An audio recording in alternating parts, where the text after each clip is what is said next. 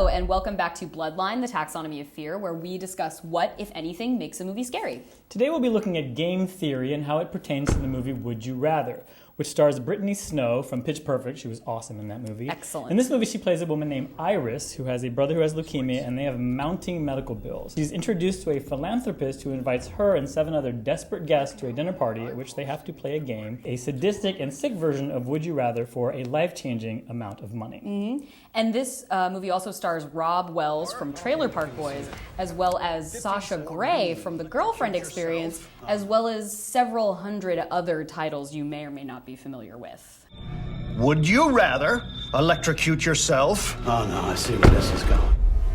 What defines game theory horror for us? Well, at its most basic, game theory is about strategic decision-making. And at their most basic, horror movies are about making the right or relatable decision and still ending up dead or completely messed up. Yeah. A bad horror movie like this one is when all the characters make the stupidest decisions that we would not make, and end up dead because we don't really care about them because they're idiots. Would you rather? You sick fuck! And the second is escalating stakes. As the narrative goes on, there has to be more and more on the line for you to be afraid of. And in this movie, it just sort of starts you off at a din of high threat level, and it doesn't really go up from there because it can't. So the story becomes monotonous. And it's not even that high. It's kind of like, well, that's it. That's all they're deliberating about. Yeah, considering lives are on the line, you're never really that engaged with what's going to happen to people. And finally, number 3, the game cannot be unwinnable. Yes. There has to be a winner. And in this movie, there is a winner, but it certainly didn't feel like at the end. Yeah, it even robs you of the satisfaction of you're given a winner technically, but it takes all the emotional resonance out of it.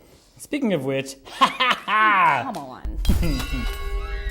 All right, hours of sleep lost. Jordan, how many? I'm going to say 2, because despite the fact that this movie didn't really scare me at all, it left me feeling super bummed out. Like, I lost a couple hours just feeling kind of crummy about the world. Can I stab her anywhere?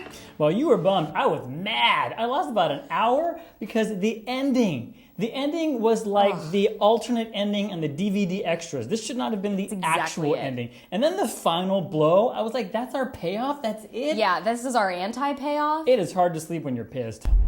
All right, horror movie survival lessons. Jordan, what did you learn? Number 1, money can't buy you happiness, and desperate times, though they may be, don't let dollar signs cloud your judgment. And number 2, a failure to plan is a plan to fail. Yes. These people were given a couple opportunities to congregate and practice cooperative gameplay, not non-cooperative gameplay. But they didn't. They just kind of let stuff happen. They did. I didn't really even buy that they wanted to be alive that badly. And number 3, rules are meant to be broken. If you're given option A and option B and they both suck, it's time to creative problem solve and find option C.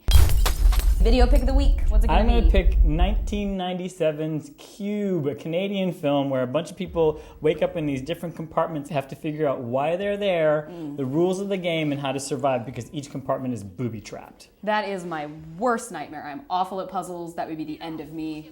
And on the subject of worst nightmares, I'm going to recommend Compliance, which was made last year and directed by Craig Zobel. Based on true events, a prank caller impersonates a police officer and calls a fast food restaurant manager and gets her to perform increasingly invasive interrogation techniques on a young employee who theoretically stole something.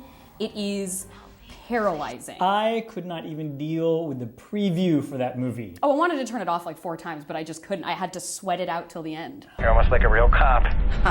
So that's it for this week's episode of Bloodline. Email us at bloodline@wired.com. We'd like to hear from you. And as we like to say here at Bloodline, remember, it's just a game. I quit. Good, because I got this one.